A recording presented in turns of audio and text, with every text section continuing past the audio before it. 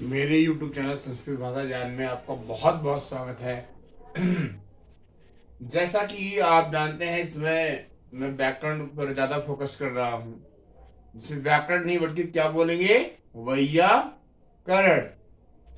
मुंह से गलत चीजें निकल ही जाया करती है, क्योंकि हम लोगों को गुरुओं ने यही बताया था, व्याकरण व्याकरण व्याकरण। लेकिन है क्या वो? वैयाकरण।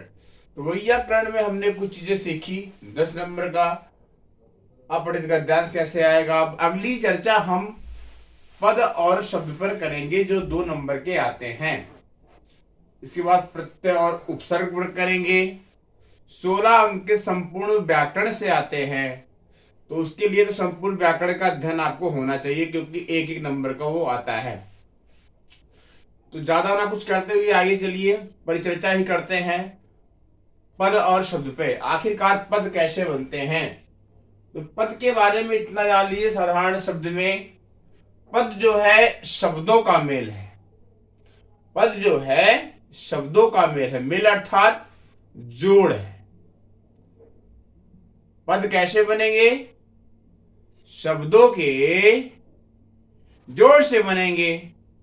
और शब्दों को तो आप जानते ही हो, वीडियो में मैंने बताया गया, ये वर्णों का मेल है। किसका मेल है? वर्णों का मेल है। इसमें कोई संदेह किसी को नहीं होना चाहिए। अब दोनों में अंतर बेसिक जान लेते हैं, क्या क्या चीजें हैं, कैसे हमको एग्जाम में लिखना है।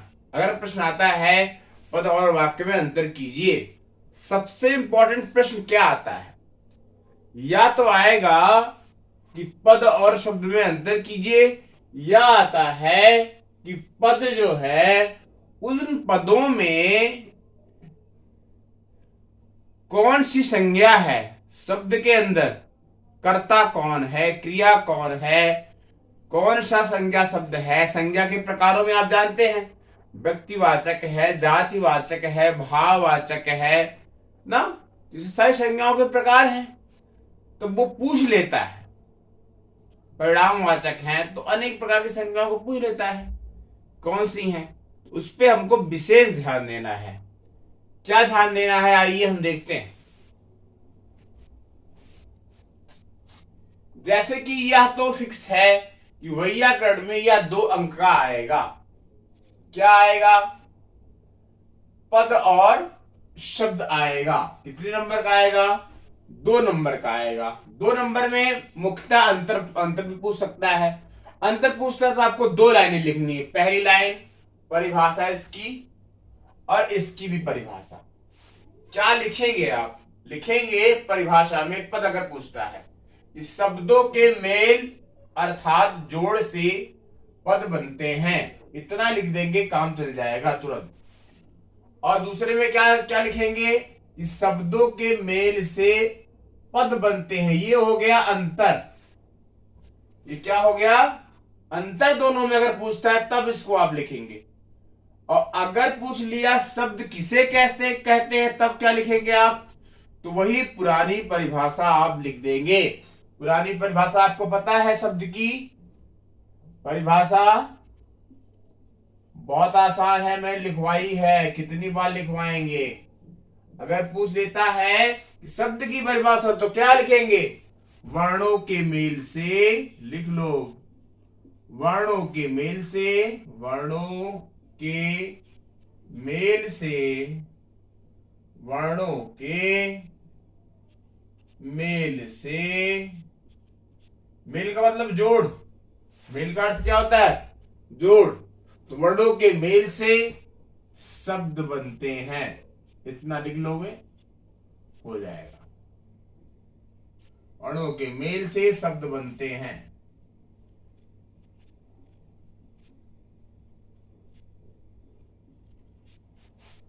परिभाषा अगर दोनों की पूछेगा तो इसको इसको लिखना है, ठीक है। अंतर पूछता है तो इसकी परिभाषा लिखनी है, साथ में ये किसके लिए रहेगा? मैं यहां पे लिख दे रहा हूं, ये अंतर के लिए रहेगा। अंतर अगर पूछता है तब इसको लिखेंगे, ये लिखेंगे अगर अंतर पूछा तो। और परिभाषा पूछता है तो दोनों की तो ये लिखेंगे, इसकी परिभाषा, इसकी परिभाषा, और इसकी परिभाषा जो है पद की या अंतर के लिए भी रहेगी और परिभाषा के लिए भी रहेगी। क्लियर हो गया। अब एक उदाहरण दिया है, जैसे शब्दों के मेल से पद कैसे बनते हैं। पद का मतलब क्या हुआ? शब्दों का समूह, शब्दों का जोड़। तो कितने शब्द हो गए? जैसे राम घर जाता है, इसमें कितने हैं? 1 2 3 4, गिनती का लिख लो, 1 2 3 4, अर्थात कितने शब्द लगे?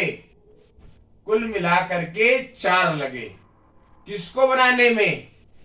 इन चारों को मिलाओगे तो क्या बनेगा? एक पद बन जाता है। क्या बन जाता है? पद। समझ में आ गया अब कैसे शब्दों के मेल से बनते हैं? इन चारों को मिलाया तो क्या बना? एक पद बना। क्या बना? एक पद बना। क्लियर हो गया। अब आइए हम इस तरफ आते हैं। एक उदाहरण यहां दिया गया है।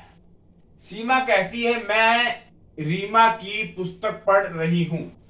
अब इसमें अगर पूछ लिया कि पद में पूछ लिया कि पद निर्देश कीजिए या पद निर्णय करिए या पद छेद, ये सबसे इंपॉर्टेंट, कि पद में क्या क्या चीजें हैं उसको बतलाइए। पद में क्या क्या चीजें हैं तो बतलाइए, तो आपको बतलाना पड़ेगा। फिर यही मान लो उदाहरण दे दिया उसने, कोई सा भी उदाहरण दे दिया, तो कोई से भी उदाहरण में 3-4 चीजें होती हैं। या संज्ञा होगा, सर्वनाम होगा, विशेषण होगा। ध्यान से सुनिए, संज्ञा भी हो सकता है, विशेषण भी हो सकता है, सर्वनाम भी हो सकता है, कर्ता तो होगा ही, क्रिया तो होगी ही, ये सारी चीजें तो होगी ही। इस सबका ज्ञान आपको बेसिक रखना ही पड़ेगा। किसका? संज्ञा का, सर्वनाम का, विशेषण का और क्रिया का। क्रिया का तो जानते ही होंगे, और हेल्पिंग और कभी कभी कहते हो हम ना सहायक क्रिया का।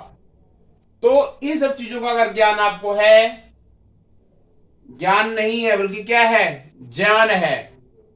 शब्दों को मैं गलत गलत बार बार बोल रहा हूं कि आप लोग सही बोलें।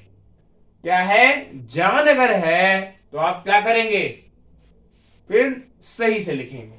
तो सीमा क्या है? पहला हम लेते हैं सीमा, किसी का नाम है, तो सीमा यहां पे क्या हो गई? पहला ही लेते हैं, सीमा संज्ञा। किसी के नाम को क्या कहते हैं? संज्ञा कहते हैं। कहती है, क्या कहती है? मैं शब्द आया, मैं शब्द को उठाएंगे। मैं अपने लिए आता है, लेकिन किस में आता है? सर्वनाम में आता है। किस में आता है? सर्वनाम के अंतर्गत आता है। रीमा भी क्या है? रीमा भी क्या है? सेम संज्ञा ही है। ऐसे ही आपको अंतर करना है। अगर पद छेद पूछ लिया तब, पद निर्णय पूछ लिया तब, पद निर्देश पूछ लिया तब, पद अन्य पूछ लिया तब। पुस्तक शब्द आया है। अब देखिए पुस्तक शब्द क्या है? पुस्तक, पुस्तक शब्द क्या है? मैंने पढ़ाया हुआ था, मैंने नहीं भी, आपको नहीं पढ़ाया है, बाकी क्लास में पढ़ाया हुआ है बहुत बार। पुस्तक शब्द क्या है? किताब। किताब व्यक्तिवाचक संज्ञा होगी, हो सकती है? बताइए। अगर यह व्यक्तिवाचक संज्ञा हो सकती हो तब, या जातिवाचक हो सकती है। भाई व्यक्तिवाचक कब होती है? जब कोई व्यक्ति या वस्तु विशेष हो जाती है तभी व्यक्तिवाचक होगी। जैसे रामायण है, विशेष पुस्तक है, तो वो हो जाएगी, नो डाउट, बिना कहे ही हो जाएगी। अब लेकिन देखिए इसी में एक वस्तुवाचक आता है। वस्तु माने चीज। अब वस्तु और व्यक्ति में अंतर है। जो चीजें मैं बोल रहा हूं, वस्तु और व्यक्ति दो चीजें हैं। व्यक्ति में जीव है, अर्थात जान है कहीं ना कहीं, तभी वह जीवित है, तभी वह जीवित है, उसका जीवन है। ध्यान देना बात को। और वस्तु में क्या है? निर्जीव है। निर्जीव अर्थात बिना जान के, बिना जान के, इतना तो जानते हैं। अब देखिए बिना जान के, अब सवाल रहा पुस्तक का। पुस्तक में जान होगी? अर्थात नहीं, तो यह व्यक्तिवाचक तो होगा नहीं, व्यक्तिवाचक संज्ञा होगा ही नहीं। निर्जीव है तो ये वस्तुवाचक हो सकती है। क्या हो सकती है? वस्तुवाचक हो सकती है। वस्तुवाचक क्या हो सकती है? संज्ञा हो सकती है। इसको क्या आप लिखेंगे? वस्तुवाचक संज्ञा। वस्तुवाचक संज्ञा। क्लियर हुआ? तो वस्तुवाचक संज्ञा। अब देखो यहां पे आए पढ़। पढ़ना क्या है? जानते हो सब, पढ़ना क्या है? पढ़ना मुख्य क्रिया, क्योंकि मेन क्रिया क्या है इसका? पढ़ना ही तो है, तो मुख्य क्रिया डालेंगे। मुख्य क्रिया तो बोल लो, पूछ लोगे तुरंत, सर बताइए सहायक क्रिया क्या है? रही है, स्टडी जारी है, तो रही है क्या हो जाएगा? सहायक क्रिया। सब लिख लो। रही है क्या हो जाएगा? सहायक क्रिया।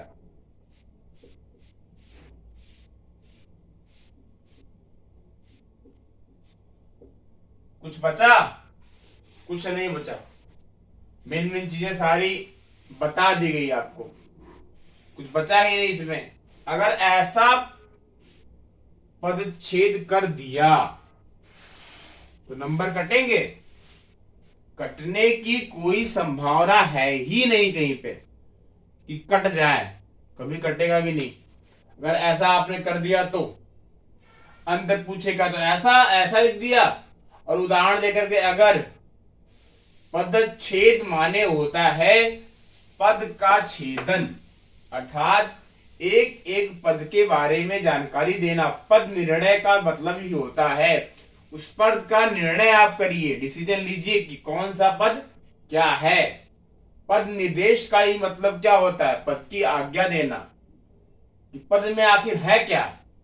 पद अन्वय का भी अर्थ यही होता है, इसका अन्वय कीजिए, उसमें बतलाइए, हमको समझाइए चीजें क्या क्या चीजें हैं। तो ये देखो मैंने बता दिया। इसलिए रीमा जो है संज्ञा है, मैं सर्वनाम है, रीमा फिर संज्ञा, पुस्तक है वस्तुवाचक। यहाँ पे बतला दिया गया आपको कैसे वस्तुवाचक है, क्यों ये व्यक्तिवाचक नहीं है।